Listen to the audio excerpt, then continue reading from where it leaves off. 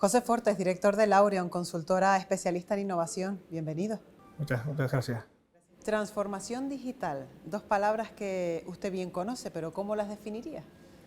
Bueno, transformación digital, si me permites un poco mi vena de dar clase o de conferenciante, a mí me gusta tener claros los fundamentos. Entonces, transformación digital no tiene que ver con innovación, que son dos cosas que a veces se confunden y que muchas veces se intercambian. Y por dar una definición muy rápida, transformación digital sería utilizar la tecnología como herramienta, nunca como un fin, sino como herramienta, para mejorar el modelo de negocio de una empresa. Pero no es un fin en sí mismo, no tenemos que transformarnos digitalmente aplicando tecnología porque sí, sino siempre la pregunta que yo hago cuando trabajamos con clientes, etcétera, es ¿para qué querríamos nosotros utilizar tecnología? Entonces, cuando esa tecnología se utiliza bien, se produce esa transformación, ¿pero de qué? Del modelo de negocio de la empresa, gracias a las herramientas. Eso sería la transformación digital. Pongo un ejemplo de algo muy básico. Ahí incluso distinguiría dos niveles en la transformación digital. Uno, cosas que hacemos siempre, pero ahora las empezamos a hacer digitalizadamente, pues son más eficientes, son más rápidas, generan menos costes. Pero en realidad nuestro comercio no ha cambiado, nuestro modelo de negocio es exactamente el mismo, solo que somos más eficientes. Luego, la segunda parte, un poco más difícil, es aplicar tecnología para hacer algo que no podíamos hacer antes. Por ejemplo, recibir pedidos y entregar a domicilio o entregar en una gasolinera cercana y no en nuestra propia tienda. Eso sin tecnología posiblemente no lo podíamos hacer. Ahí estamos transformando digitalmente nuestro negocio, no solo optimizando, que es lo anterior, sino mejorándolo, ¿no? Y luego el tercer nivel sería la innovación. La innovación, si me permites otra definición rápida, en Laureon decimos que es cualquier idea nueva que aplicada aporta valor. ¿Y qué es aportar valor? Que resuelve un problema. O sea, cualquier idea nueva que resuelve un problema. Por tanto, ahí no aparece la tecnología por ningún lado, sino si yo tengo una idea nueva, como por ejemplo utilizar una red de tiendas que no es mía para entregar mis productos en islas menores, eso es una idea nueva. Si consigo hacer eso y llegar a esos acuerdos con esos comerciantes, eso será una innovación en mi modelo de negocio, ¿vale? Eso es más difícil de hacer que la transformación digital, ¿no? Pero como más difícil, más valor aporta. O sea, que ahí te he pintado una escalera de menos a más, ¿no? ¿Y qué puede hacer la transformación digital y la innovación para el comercio de Canarias? Por el comercio en Canarias, lo que ya está haciendo en todo el mundo y en Canarias debe hacer. Es decir, si bien a nosotros nos gusta decir que la tecnología no es un fin, que la innovación se puede producir sin tecnología, y ahora si quieres pondré algunos ejemplos, lo que sí es cierto es que si no transformas tu comercio, y para eso muchas veces necesitas la palanca de la tecnología, tu competencia está haciendo cosas que te van a atacar a ti, y tu cliente está cambiando, el consumidor está cambiando y está pidiendo cosas que si no se las das, no va a venir a tu comercio, no va a venir a tu tienda, con lo cual tienes que hacer algo para ir modificándote con los tiempos, ¿no? ¿Qué puede hacer la tecnología para transformar digitalmente un comercio? Depende del comercio que estemos hablando. Si es un pequeño comercio de cercanía, la tecnología tan sencilla como WhatsApp o Bizum puede crear un sistema en el que tú te puedes comunicar con tus vecinos de tu área local y entregarlas a domicilio, segmentándolos bien primero, es decir, quién es quién, a quién le gustan determinadas cosas, ¿no? Para eso utilizo la tecnología, a lo mejor para grabar un vídeo corto por WhatsApp y decir que han llegado estas novedades a mi tienda. Que quien esté interesado, lo mando al grupo de gente que yo sé que le interesa este tipo de producto y puedo hacer una oferta, ¿vale? Los puedo traer a mi tienda, los puedo entregar a domicilio o puedo incluso recibir ya el pedido con el pago por Bizum, por decirlo así, ¿no? Estoy metiendo Bizum, pero hay otras maneras, ¿no? Seguramente esa no es la mejor. Es desde eso que llamo yo digitalización de baja fricción, porque estoy hablando de herramientas como WhatsApp, que todo el mundo utiliza, hasta cosas muy complejas, está todo el abanico de lo que se puede hacer en el comercio. Lo ideal para mí no es que el comercio se vuelva loco con la tecnología, sino que primero se entienda a sí mismo, sepa en qué nivel de madurez está, de madurez de gestión de comercio, y a partir de ahí, qué tipo de herramientas me sirven a mí para mi negocio. Por ejemplo, hay un pequeño comercio al que le preguntas cuáles son sus clientes y no te saben responder. Es decir, todos, ¿no? Todos no serán. A lo mejor son mujeres entre 35 y 55 años profesionales. Bueno, pues sí, si hemos descubierto que ese es tu principal segmento de clientes, vamos a hacer algo concreto para llegar a esos clientes determinados. ¿A través de qué canales? ¿Con qué ofertas o con qué surtido? Entonces, primero tengamos claro las bases y luego vemos qué tecnología podemos aplicar, ¿no? ¿Y todo ese proceso lo entienden la mayoría de los comercios con los que ustedes contactan o que contactan con ustedes?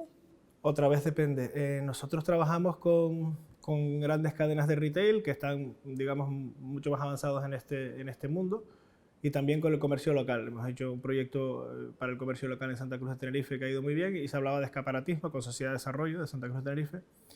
Trabajábamos escaparatismo, marketing online, técnicas de venta, o sea, cosas muy del día a día del comercio. Entonces, depende del nivel de madurez del comercio, entienden unas cosas y necesitan implementar unas cosas para mejorar u otras. Entonces, yo creo que los que son consultores y los que quieren ayudar al comercio tienen que adaptarse a ese nivel donde está el comercio, formarlos, siempre hay una parte de formación para que entiendan por qué estamos haciendo las cosas, ¿no? Y adaptar las soluciones a ese tipo de comercio, ya no solo a nivel de madurez, sino al tipo de comercio. No es lo mismo un comercio local en una calle principal en una ciudad de Canarias que en un centro comercial, o que una franquicia de una gran cadena de retail. No es lo mismo. Entonces, no podemos aplicar, si somos proveedores de servicios, no podemos ir con lo mismo a aplicárselo a esos tres tipos de comercio, sino adaptarnos a ellos. Entonces, lo entienden algunos más que otros, siempre hay una capa de formación que es necesaria poner. La Dirección General de Comercio ha creado el programa de transformación digital, con el que nosotros hemos colaborado a crear con las dos universidades canarias, y justamente una de las preocupaciones, aunque se llama programa de transformación digital, da una perspectiva holística, trata todas las áreas del comercio.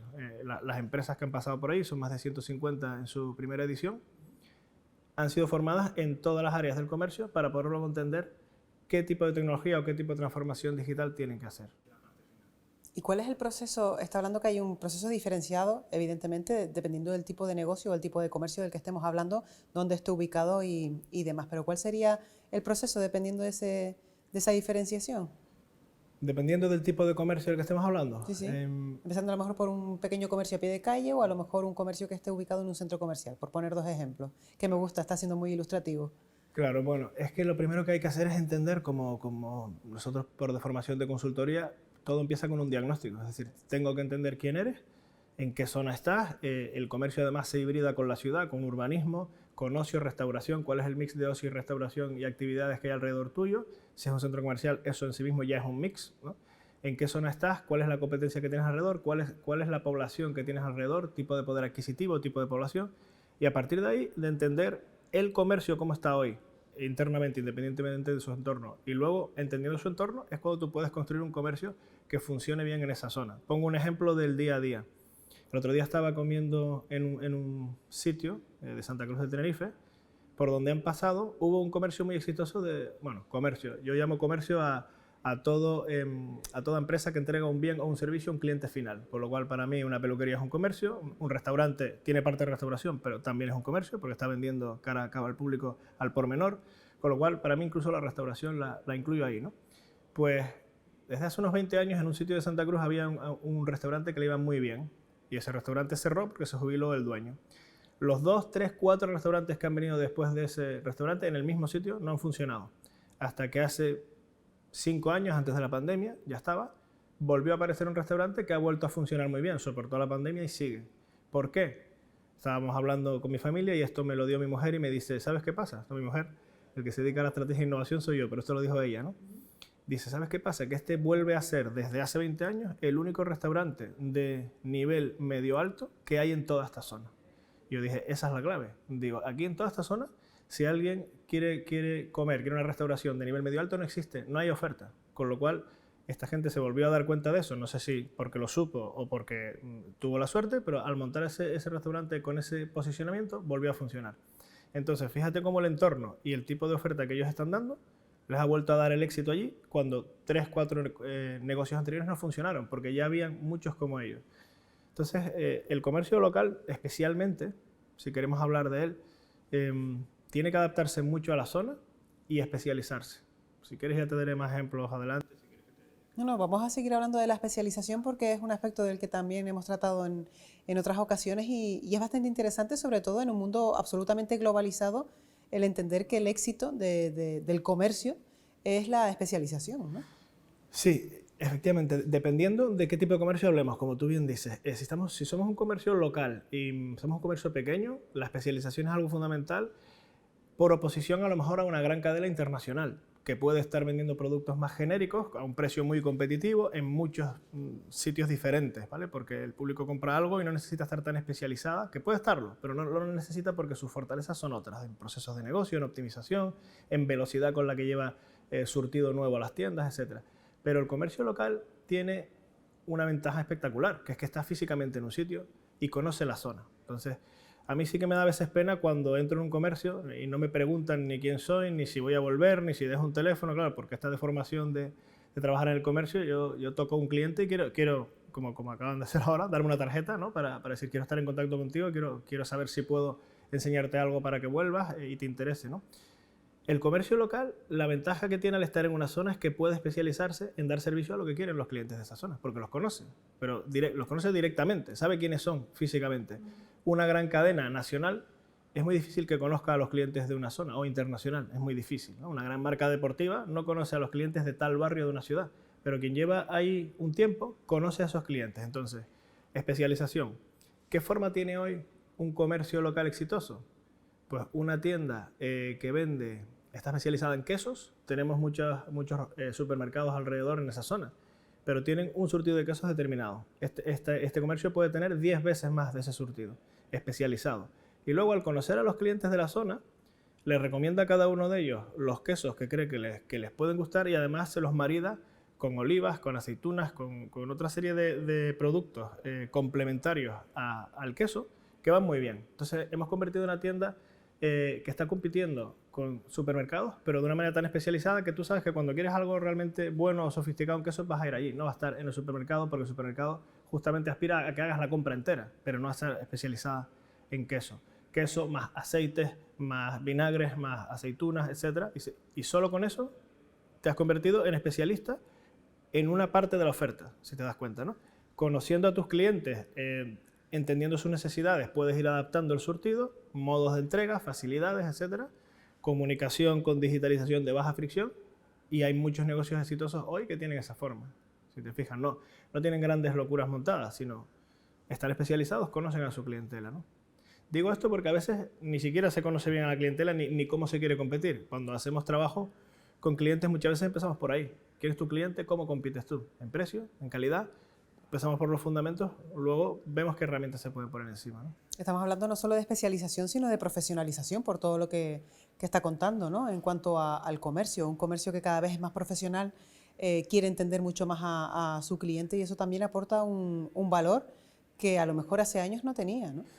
Absolutamente. Y una de las formas de competir, esto está en los libros de estrategia, es la relación con el cliente. Es decir, el trato con el cliente excelente siempre ha sido una forma de competir, de las formas de competir que hay, que una es relación calidad-precio, otra es diferenciación, otra es especializarse en un nicho, no en un segmento de clientes, sino en un nicho, por ejemplo, coches superdeportivos, eso es un nicho de clientes, o motoristas, ¿no? por nombrarlo lo similar. Pero la cuarta forma de competir es una relación con el cliente excepcional. Entonces, el comercio local debería potenciar la relación con el cliente excepcional, que muchos lo hacen. Tenemos boutiques de señoras, tenemos tiendas de alimentación, colmados, ¿no? Ventas de barrio, que lo que tienen fruterías de barrio, que lo que tienen es una atención al cliente espectacular. No son los mejores precios, no son los más baratos, a lo mejor no tienen el mejor surtido, pero conocen muy bien a su cliente. Y eso como digo, está escrito en los libros de estrategia, eso siempre ha funcionado y funciona hoy, y en el comercio funciona muy bien. Entonces sí, los comerciantes, una de las cosas que se trabajan en técnicas de venta es no solo ya cómo vender cuando el cliente está en tu superficie, sino entender y relacionarte bien con tu clientela. Soy muy de poner ejemplos. Si tenemos una boutique, no podemos tener un grupo de WhatsApp y decirme acaba de llegar la nueva colección, bajen a la tienda que les voy a invitar esta tarde a algo, y vienen tus clientes más fieles, ¿no? los más fidelizados a ti, los que más te compran, los invitas ese día, les enseñas la nueva colección. Eso no se puede hacer. Eso se puede hacer. Y eso es tratar muy bien al cliente. Si tu cliente es de un determinado tipo, no va a mirar, no está comprando camisetas de 9 euros, está comprando otro tipo de ropa. Entonces, que cuesten 10 o 25 euros más, le da a lo mejor exactamente igual. Lo que quieres es que le trates bien y te tengo una cosa para ti, bájate. ¿Vale? Que te combina con lo que te llevaste hace 2 semanas. ¿Ves ese tipo de comercio? Funciona muy, muy bien. Pero lo que no podemos hacer es copiar a la gran cadena de retail gigante y hacer lo mismo que ella, porque seguramente entonces nos va a ganar. en precio, en procesos, etcétera. Claro, estamos hablando de un proceso de cambio, ¿no?, que se ha producido en los últimos años. No sé yo si ese proceso de cambio o de digitalización en este caso, como veníamos hablando antes, se ha producido con una mayor velocidad después de la pandemia, quizás demasiado rápido todo. No sé si esto es bueno o malo, ¿no? Bueno, este es un tema muy interesante que saca. Yo, como me apasiona la innovación, si la estrategia es la base de lo que hace un negocio, cómo compite, porque la estrategia de lo que trata es cómo compite un negocio con los demás, la innovación es qué cosas nuevas tiene que hacer para mantenerse relevante, qué cosas nuevas, como la estrategia de mañana qué voy a estar haciendo, ¿no? Entonces la gente, en general, el público tiene una idea de que el mundo es estático, es una foto que está fija y que de repente vienen cambios muy grandes como el COVID. Es un cambio muy grande que obliga a cambiar. Pero eso realmente no es así. El mundo está cambiando siempre. Siempre, el mundo de los negocios está cambiando siempre, siempre cambia. Lo que pasa es que momentos como el COVID precipitan los cambios a una velocidad muchísimo mayor. Pero lo que ha pasado en el COVID es que digamos que la gente que ya venía de una manera se ha precipitado o hacia abajo o hacia arriba, y los otros pues en medio han seguido porque han podido sobrevivir, pero no es que haya sido algo nuevo y haya venido, digamos, todos los comercios hayan cambiado de golpe, sino es que ya había gente que era innovadora que lo que ha hecho es redoblar, ¿no? Había gente que el COVID le sirvió para no ser innovador, no plantearse nada, decir, o me planteo o desaparezco, ¿no? Y hay gente que simplemente ni se lo ha planteado, ni se lo planteó después del COVID y desapareció. Pero no fue el COVID el que lo hizo desaparecer, sino fue su actitud hacia su propio comercio o sus propias capacidades limitadas, ¿no?, en este caso, que le impedían hacer el cambio. Entonces, siempre hay cambios y lo que tenemos que intentar ver es hacia dónde van, y cuando llega el COVID ya no te da tiempo de ver hacia dónde van, sino o cambias ahora o estabas preparado ya desde antes. Hay muchos comercios que les ha ido mejor en el COVID. Los comercios de alimentación les ha ido mejor en el COVID que antes del COVID, ¿no? O estabas preparado de antes, o digamos tu tipo de comercio es anticíclico, como llaman los financieros, ¿no? Y un mal ciclo se le pliega bien, o entonces tendrás que hacer cambios. Yo tuve clientes que me llamaron y me dijeron, me voy a gastar mi último dinero en una consultoría, el último dinero que tiene mi empresa, porque o nos vamos al hoyo o cambiamos. Pero ya ahora sí tengo claro que tengo que hacer algo, ¿no? Efectivamente, gente como esa, alguna sale adelante, otra no. También tengamos un poco una visión, yo la tengo al menos darwinista del comercio como de la vida, es decir, no todos van a pasar, ¿vale? O sea, están ocurriendo cambios, con lo cual hay gente que por unas circunstancias podrá pasar hacia adelante, comercios, y otros no podrán pasar, y esa es la realidad. A veces incluso nos empeñamos en ayudar a quienes no pueden pasar, y simplemente es que a lo mejor ese tipo de o modelo de negocio tiene que cambiar, porque en la misma calle a veces te encuentras un negocio que va muy mal y otro que va muy bien. Es en la misma calle. ¿Por qué? Porque hay uno que lo está haciendo bien acorde a los tiempos y otros no, ¿no? ¿El sector del comercio es bueno para emprender? Muy interesante pregunta. El sector del comercio, también como me apasiona como la innovación, yo lo llamo que es una gran escuela porque, como dije antes, por la competencia, que tiene una competencia altísima que otros sectores no tienen, y por el consumidor, que cambia muy rápido. El consumidor nos está exigiendo cambios todos los días, sostenibilidad, bolsas de plástico fuera, vamos a utilizar envases rellenables. Todos estos son cambios que están ocurriendo ahora, de macro tendencias mundiales que el consumidor empuja sobre el comercio, y está bien, ¿no?, que lo haga, pero es que el comercio se tiene que adaptar. Entonces, el comercio de entrada es una gran escuela para aprender de negocios, porque está sometido a tal presión por parte de la competencia y por parte del consumidor, que, como digo yo, un conglomerado japonés de fabricación de aluminio no está sometido a tal presión. O sea, su negocio no cambia tan rápido como el comercio. Entonces, el comercio está obligado siempre a cambiar, siempre a innovar. Está obligado. Por eso es una gran escuela, se estudia en todas las escuelas de negocio, ¿no? Y luego, ¿se puede emprender en comercio? Yo creo que no solo se puede, sino que se debe. Y voy a dar un par de razones, a lo mejor más profundas de lo que cabría pensar al principio. El comercio es vertebrador de las ciudades y de las zonas donde la gente vive, el comercio. Si tenemos locales cerrados y vacíos, una ciudad va yendo mal y puede llegar a irse a pique una ciudad. Digamos, puede llegar a degradarse mucho una zona o una ciudad completa. Con lo cual, un comercio cerrado, un local cerrado, es un fracaso para toda la ciudad, no para el comerciante que estaba allí, para toda la ciudad. Entonces, ese mix restauración, ocio, comercio, tiene que funcionar y tiene que estar saludable, porque la propia gente pasea por las ciudades, se mueve por los entornos urbanos y rurales con los comercios rurales porque hay cosas que hacer, sitios a donde ir que son interesantes. Si no, esos sitios dejan de ser interesantes, se va degradando. Quiero decir que la persona que tiene un piso en ese barrio vale menos su piso si los comercios cierran. Entonces, es que necesitamos, no solo es que sea bueno por otras razones, sino solo para mantener bien una ciudad debemos tener un comercio vibrante.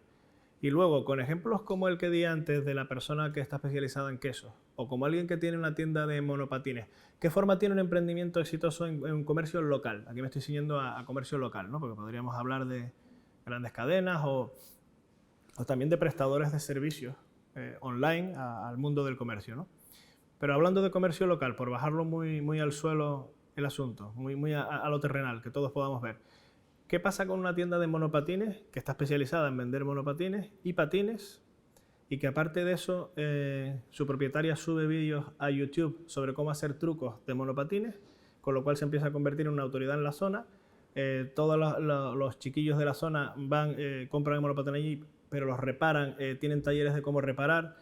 Si la propietaria es buena haciendo trucos, que lo haga ella, sino que contrate a uno de los del barrio para que haga los trucos y los suba a Instagram en vídeos cortos.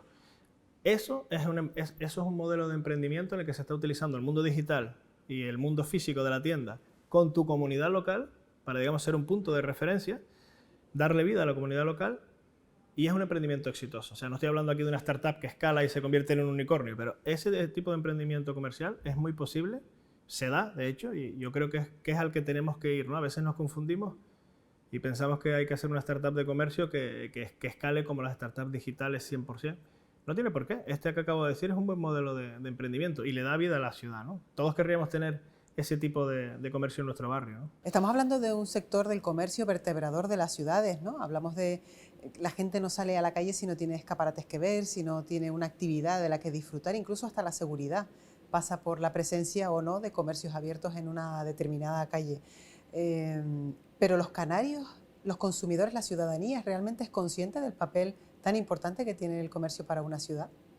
La verdad es que no lo sé. O sea, yo no sé. Es decir, estoy tan metido en el mundo del comercio que no sé lo que piensa el ciudadano medio en este sentido, pero yo creo que conscientemente igual no lo es, no es consciente de lo que aporta, pero inconscientemente creo que sí lo es. Es decir, a la gente no le gusta ir a zonas que no tienen cosas que hacer, y además si eres una familia ya y no hay nada para tu hija, para tu mujer, para ti, pues a lo mejor no vas, tiene que haber para todos, ¿no? Primero vamos aquí, luego allí, luego lo otro, o sea, tiene que haber, como digo, un mix, una mezcla de cosas que nos interesen a todos. Nadie suele ir a zonas donde no hay nada que hacer, pues, creo que es algo autoevidente, con lo cual, aunque la gente no le dé valor, al revés, a todo el mundo le gusta hasta ir a pasear a una zona que es activa, que tiene gente, que está bonita, que hay escaparates bonitos, que hay tiendas interesantes. No pensaba comprar nada, pero oye, esto que es interesante, que nuevo, no lo he visto, voy a entrar, ¿no? Luego nos tomamos algo en ese otro restaurante o bar que hay ahí debajo. Yo creo que la seguridad, como acabas de decir, si hay estudios que se habla de que si hay coches rotos en la calle, etcétera, el índice de criminalidad sube. Pues lo mismo me parece a mí con el comercio. Paseaba por una zona en Canarias el otro día, que no era una calle principal, pero una secundaria, estaban los comercios cerrados, y le decía a mi mujer que qué pena que no estuviera eso activo, porque era una zona muy bonita, pero no estaba activada por el comercio, ¿no? Y me decía, ya, pero no es calle principal. Digo, bueno, pero da igual, pero si aquí se ponen las propuestas adecuadas, la gente viene a estas calles, ¿no? Conocemos muchos comercios en calles muy secundarias, no, terciarias, y la gente va a ellos, ¿no? Entonces yo sí creo, soy un gran defensor de que el comercio es vertebrador de ciudad, hace que la gente salga a la calle, hace que todo se revalorice y que digamos que la gente disfrute más de su entorno, no es solamente comprar, sino las propias navidades en las que estamos ahora mismo son un ejemplo. La gente sale a pasear a ver lo bonito que está en las calles, con la gente en la calle, comercios, restaurantes, etcétera, ¿no? Creo que es lo que gusta. Señor Fortes, ya para terminar, ¿cuál creería usted o cuál señalaría usted como los grandes retos que puede tener el sector del comercio canario en un corto plazo? Los grandes retos del sector de comercio canario, me parece, Canarias es España, es el mundo, tiene un índice de digitalización más bajo, puede tener un índice de transformación digital más bajo que el resto del territorio, pero los retos son los mismos. Es decir, ahora mismo hay que transformar los negocios digitalmente y entender el nuevo retail que se está hibridando lo físico con lo digital, pero también relacionarse mejor con los clientes, entenderlos mejor, pero desde luego no obsesionarnos con la tecnología, sino entender qué somos, en qué barrio estamos, qué oferta pretendemos cubrir, cómo, a partir de ahí aplicar palancas para poder transformar nuestro negocio, porque si no lo aplicamos nosotros, lo está aplicando la competencia, que eso es lo que pasa en el sector del comercio, ¿no? Entonces, el reto para mí es entender que estás en un constante cambio entenderte a ti mismo. O sea, no es llamar a alguien que sepa tecnología y decir, móntame una página, un e-commerce. Eso lo podrá hacer alguien que ya entiende quién es su tipo de cliente, cómo quiere venderle, qué tipo de cosas vende online y cómo las vende. Pero el que no está en ese nivel primero tiene que partir de cero y entenderse. Luego ver qué tiene que aplicar. Para mí ese es el reto. Que no sé si te lo he puesto muy abstracto y no ha sido concreto, pero pasa por entenderte primero y luego ver qué quieres hacer. Porque formas de hacerlo hay muchas y se puede hacer. La cuestión es primero saber qué quieres hacer. Si alguien puede vender monopatines, yo que soy un niño de los 80 y por eso me gustan tanto, ¿no? Si alguien puede hacer un éxito de una tienda de monopatines hoy en día es que se puede vender cualquier cosa bien planteada, ¿no? Lo que pasa es que hay que hacerlo bien planteada. Pasas a veces por comercios que llevan vendiendo peines igual desde hace 30 años. Si no te transformas, los jóvenes de hoy en día no van a ir a tu comercio, no hay nada para ellos en ese comercio, ¿no? Entonces, justamente sería cómo me adapto a los tiempos. Para mí sería como el gran tema de lo que tienen que hacer, ¿no? José Fortes, director de Laurion, consultora especialista en innovación. Muchísimas gracias. Gracias a ustedes.